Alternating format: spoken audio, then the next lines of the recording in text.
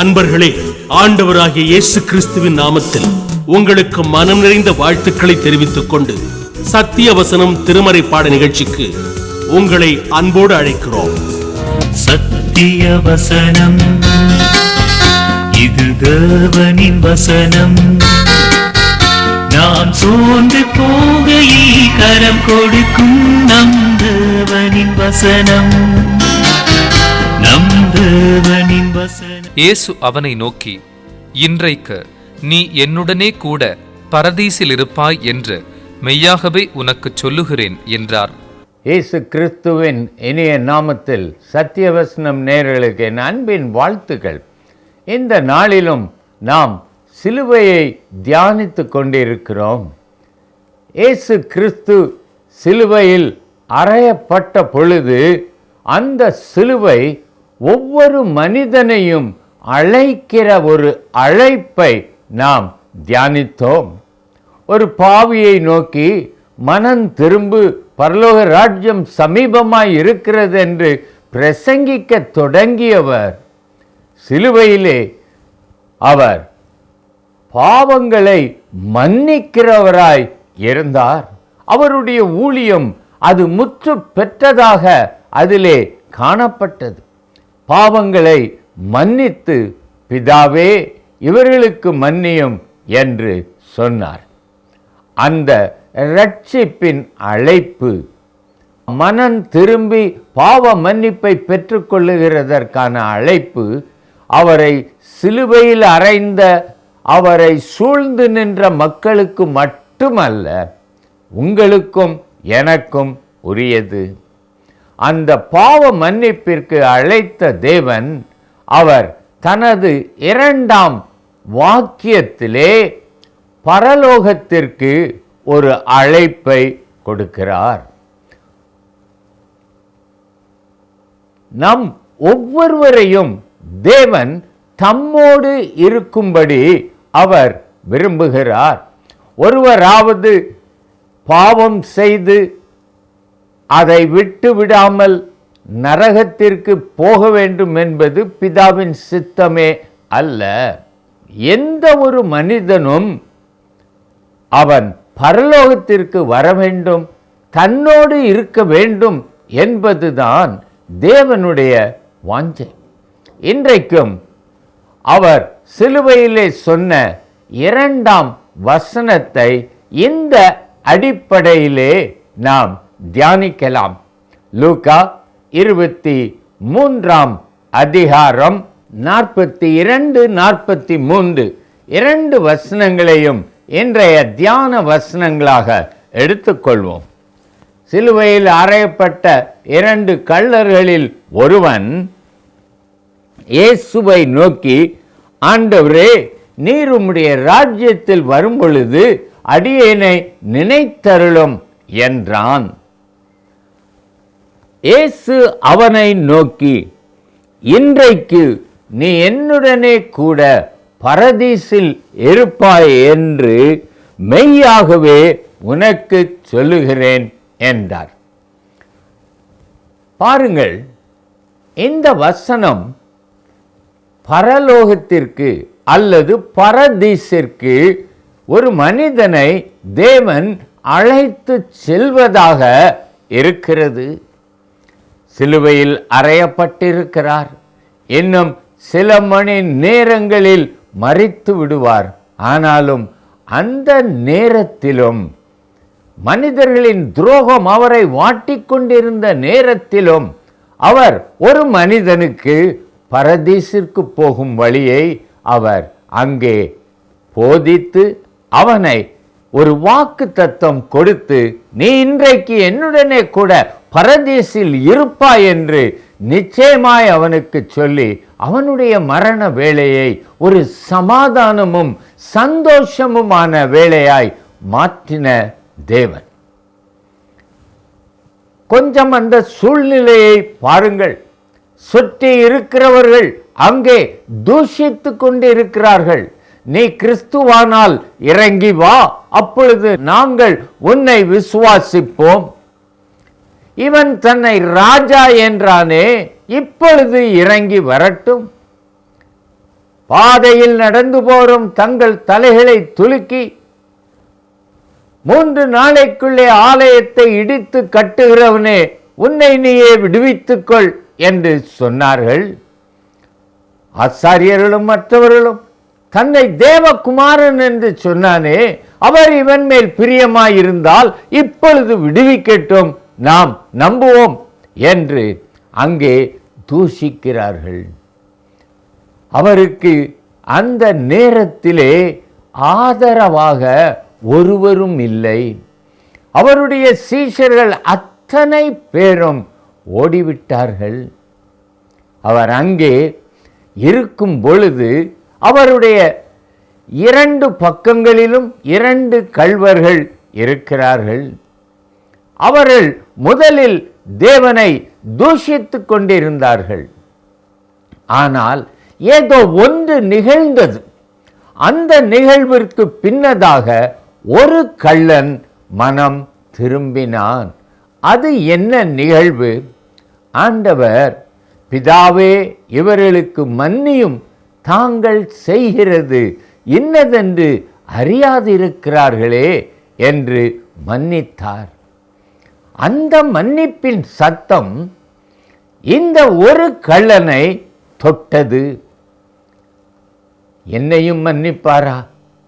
இவர் நிச்சயமாய் ஒரு ராஜாவாகத்தான் இருக்க வேண்டும். இவர் நிச்சயமாய் தேவனுடைய குமாரனாகத்தான் இருக்க வேண்டும். இல்லை என்றால் இந்த நிலையில் மன்னிக்க முடியுமா என்று சொல்லி நினைக்கிறான். அடுத்த கள்ளனோ இன்னும் நிந்தித்துக் கொண்டிருக்கிறான். அப்பொழுது இவன் சொல்லுகிறான், 40ஆம் வசனத்தை வாசிக்கிறேன். மற்றவன் அவனை நோக்கி, நீ இந்த ஆக்கினைக்கு உட்பட்டவனாய் இருந்தும் தேவனுக்கு பயப்படுகிறதில்லையா? பாருங்கள், அந்த வசனத்திலே அந்த கள்ளன் இயேசுவை தேவகுமாரனாக அங்கீகரித்தான். அதனால்தான் அவன், அவருக்கு ஒரு ராஜ்யம் உண்டு, அந்த ராஜ்யத்தில் அவர் வருவார் என்று விசுவாசிக்கிறான். அவன் மற்றவனை பார்த்து சொல்லுகிறான், நீ இந்த ஆக்கினைக்கு உட்பட்டவனாயிருந்தும் தேவனுக்கு பயப்படுகிறது இல்லையா? நாமோ நியாயப்படி தண்டிக்கப்படுகிறோம். நாம் நடப்பித்தவைகளுக்கு தக்க பலனை அடைகிறோம்.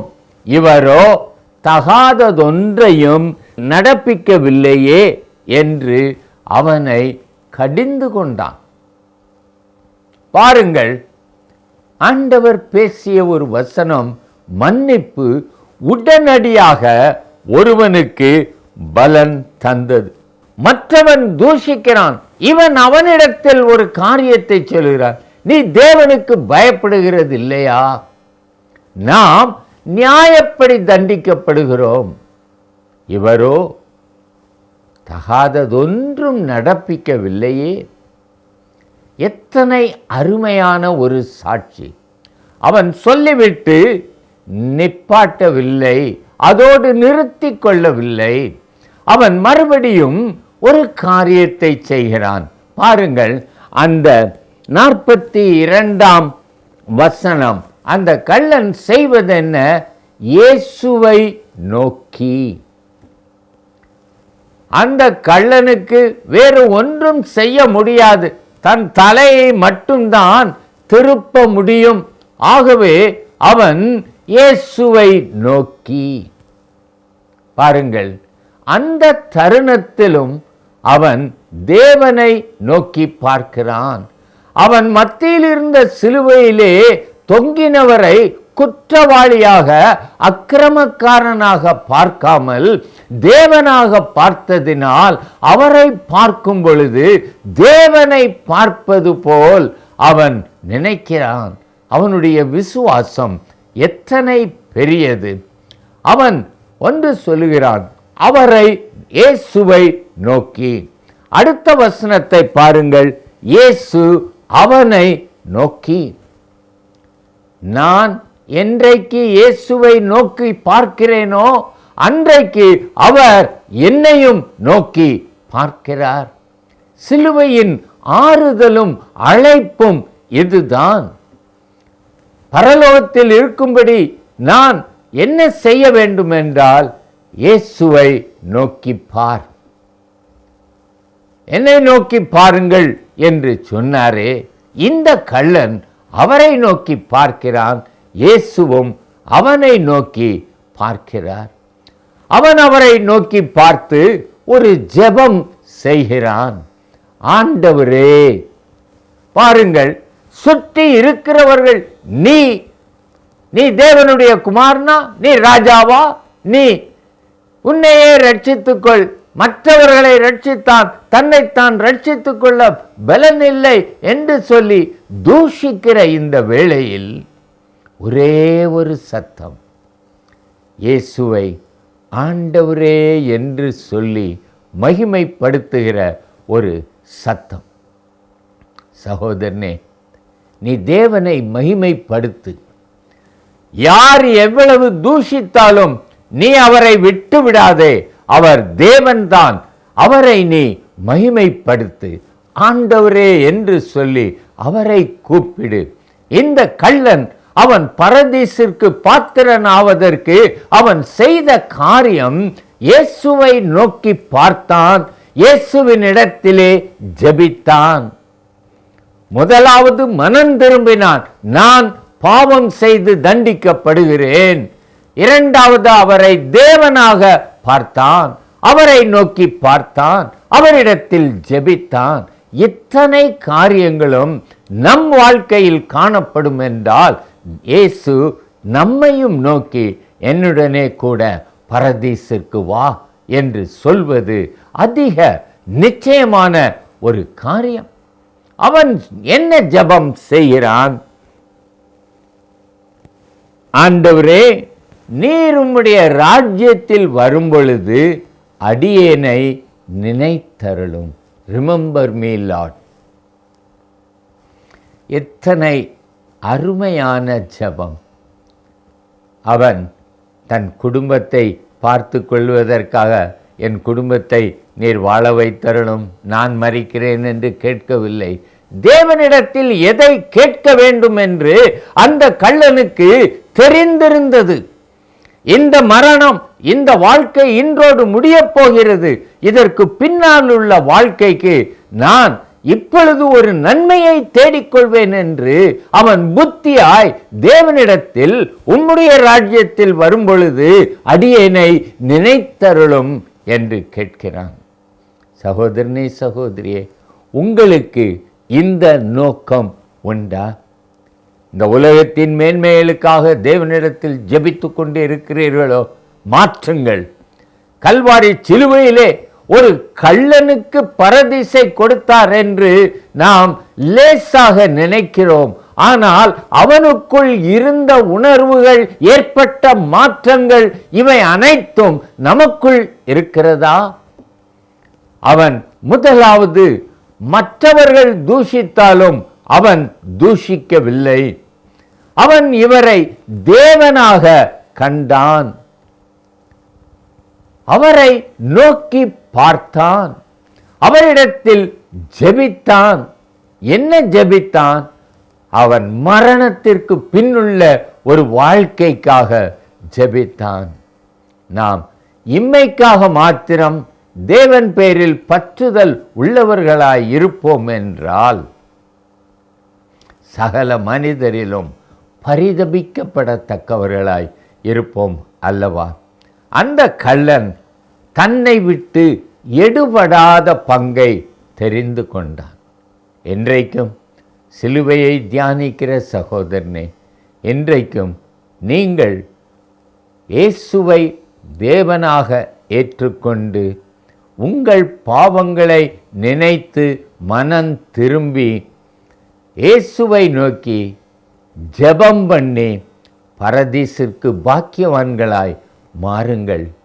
இயேசு தன்னுடைய 2ஆம் வார்த்தையில் நம் ஒவ்வொருவரையும் பார்த்து, நீ என்னுடனே கூட பரதீசில் இருக்கும்படி வா என்று அழைக்கிறார். அந்த பரதீசிற்கான அழைப்பை ஏற்றுக்கொள்வீர்களா? ஜெபிக்கலாம். அன்பின் தகப்பனே, உம்முடைய அழைப்பை ஏற்றுக்கொள்ளுகிறேன். பாவியான என்னையும் நீர் கூப்பிடுகிறீரே தகப்பனே, கொஞ்சம் கூட உம்மிடத்தில் பேசுவதற்கு தகுதியற்ற என்னையும் அன்பால் அழைக்கிறீரே அப்பா. தகப்பனே, இதோ நான் வருகிறேன் ராஜா. என்னை மன்னியும், என் பாவங்களற என்னை கழுவும், என்னை ஏற்றுக்கொண்டு எனக்கும் பரலோகத்திலே ஒரு பங்கை தாரும். என்னை தள்ளிவிடாதேயும், என்னை ஏற்றுக்கொள்ளும். இயேசு நாமத்தில் ஜெபிக்கிறோம் ஜீவனுள்ள பிதாவே, ஆமென்.